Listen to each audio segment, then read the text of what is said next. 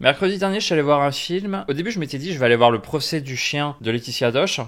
Mais avec les retours, j'ai vu qu'apparemment, c'était pas vraiment un très bon film. Donc, j'ai décidé de faire l'impasse. Et je suis allé voir Dahomey. Dahomey de Mati Diop, qui a remporté l'Ours d'Or à Berlin cette année. Donc, je me suis dit, vu qu'elle a remporté l'Ours d'Or, le film doit être bien. Bon. Alors, déjà, Mati Diop, c'est pas une inconnue, parce que c'est la nièce de Djibril Diop Mabeti, qui avait réalisé, entre autres, parce qu'il a fait plusieurs films, Touki Bouki, que j'avais bien aimé. J'ai pas vu son deuxième film, La Hyène, qu'il a réalisé quand même à peu près 20 ans plus tard, il me semble. J'ai pas vu, mais j'aimerais bien le voir un jour. En tout cas, Touki Bouki, c'était un très bon film. Vraiment un espèce de film post-Godard, on va dire. Dans les années 70. Mais c'est pas juste s'il reprenait la forme godarienne, il mettait ses propres thématiques et c'était dans un contexte africain. Et c'était vraiment un bon film, quoi. J'avais vraiment bien aimé, ouais. Donc là, on parle de Mati Diop, qui est la nièce. Alors déjà, moi, j'aime pas trop les pistonnés, donc bon, généralement, quand on est quelqu'un qui est une fille d'eux, il faut vraiment qu'on montre qu'on est bien meilleur, enfin bien meilleur. Il faut montrer qu'on est quand même solide, quand même, en tant que réalisatrice. Donc là, le film est un documentaire de 1h08. Je vous donne un peu de contexte. De 1892 à 1894, en gros, on a eu un chef d'armée, un commandant d'armée, Alfred Amédée Dode, français, qui a mené une expédition à Dahomey, qui est un puissant royaume africain, dirigé par le roi Béhanzi, et le royaume est tombé aux mains de la France. Au passage, il y a eu un pillage du palais Dahomey, et Dodds a raflé 26 objets royaux, qui ont été par la suite expédiés au musée d'ethnographie du Trocadéro, puis après, en 2000, le musée du Quai Branly, enfin le musée Jacques Chirac. Donc le 10 novembre dernier, enfin non, le 10 novembre 2021, la France a restitué ses trésors sur la demande du gouvernement du Bénin, ex-Dahomey, et ils ont été temporairement exposés au palais présidentiel de Tokonou. Voilà. Alors, qu'est-ce que j'ai pensé de ce film? Pour tout vous dire, c'était pas terrible. C'était vraiment pas terrible, je m'attendais vraiment à mieux pour un ours d'or. Donc je suis déçu, je suis même très déçu. Déjà, on ne comprend pas trop le propos du film, c'est un peu le problème. De manière générale, je trouve que c'est un film qui manque quand même d'intelligence et surtout de réflexion, de culture, on va dire tout simplement. On n'a pas de réflexion sur le statut de ces objets. Est-ce que ce sont des objets d'art ou bien des objets religieux, mystiques, ou est-ce que la notion d'auteur entre en jeu dans ces objets? Il n'y a pas du tout de réflexion à ce niveau-là. On a très peu d'informations sur ces objets. On a seulement la voix du conservateur par moment qui donne des descriptions, conservateur ou spécialiste, je sais pas. On ne présente pas vraiment ce monsieur, mais il décrit les œuvres quand il les reçoit, dont on a seulement un commentaire sur l'état général et le contexte historique, comme le ferait un simple cartouche dans un musée. Et c'est bien dommage parce que ces objets, je trouve qu'ils sont vraiment forts plastiquement et ils mériteraient qu'on essaye de nous les faire vivre, quoi, de nous les faire comprendre à travers une médiation qui est justement cet objet filmique. C'est ce que devrait faire ce film, mais il le fait pas. Alors bien sûr, il pourrait y avoir un autre sujet, mais le sujet qui est abordé, enfin on va en parler, bref. Alors donc il s'agit de restitution de 26 objets au Bénin, provenant du musée du Quai Branly, mais je l'ai déjà dit. La réalisatrice filme par moments des assemblées générales d'étudiants, qui me rappellent le cinéma qu'on a pu observer dans les années 60, surtout à mai 68, où on filmait comme ça les réunions d'étudiants pour voir un peu ce qui sortait de réflexion. Bon, moi j'ai trouvé ça vraiment... du déjà vu, quoi. J'ai l'impression d'avoir entendu ces discours 1000 fois, 10 000 fois même. Donc je trouve ça pas très intéressant. Alors si c'est pour écouter et après mettre un contrepoint pour dire que c'est beaucoup de bavardage, moi j'aurais bien aimé. Mais j'ai l'impression que c'est vraiment filmé premier degré. Comme si c'était quelque chose qui allait fonder, je sais pas, un marqueur dans l'histoire du Bénin. Mais ça l'est pas du tout. Alors mon impression générale des discours, c'est que ces étudiants pointent du doigt l'hégémonie culturelle d'un ancien État colonial, qui était la France. Bon, bien sûr, il y a d'autres influences que l'influence française au Bénin, on est d'accord.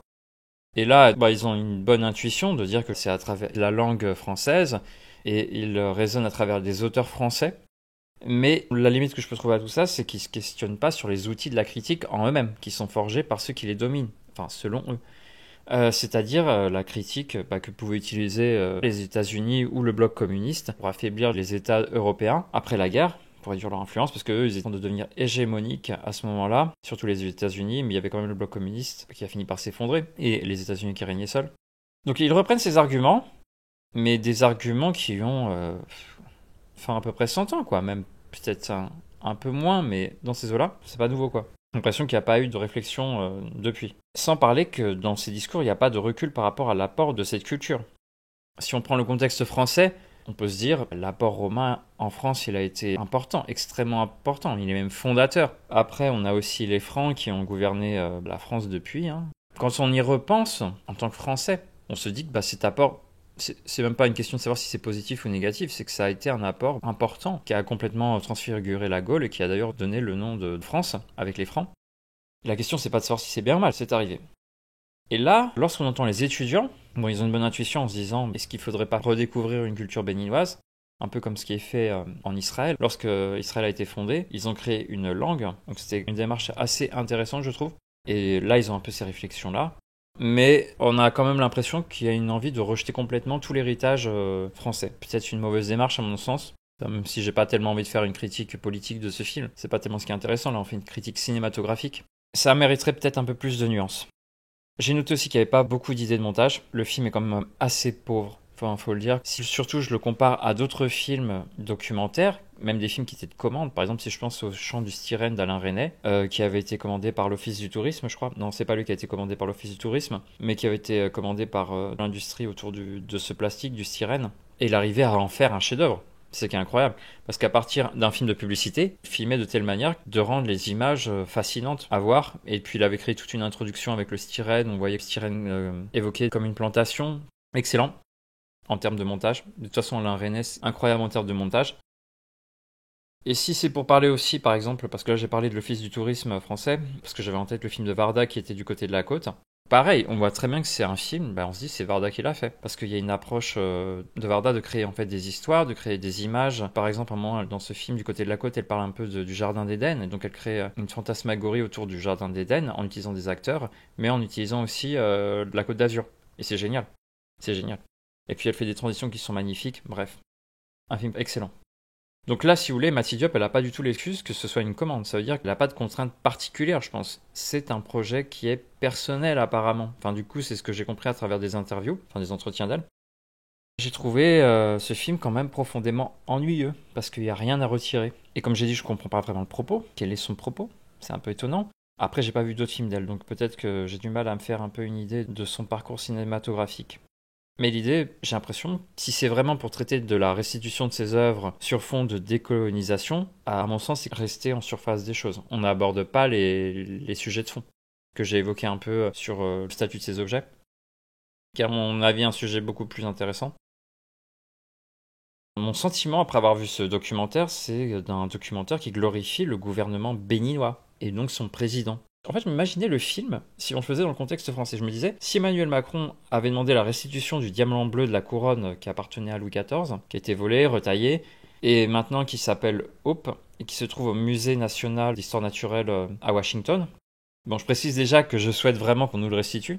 Malheureusement, il n'y en a pas grand monde qui le demande, à part moi.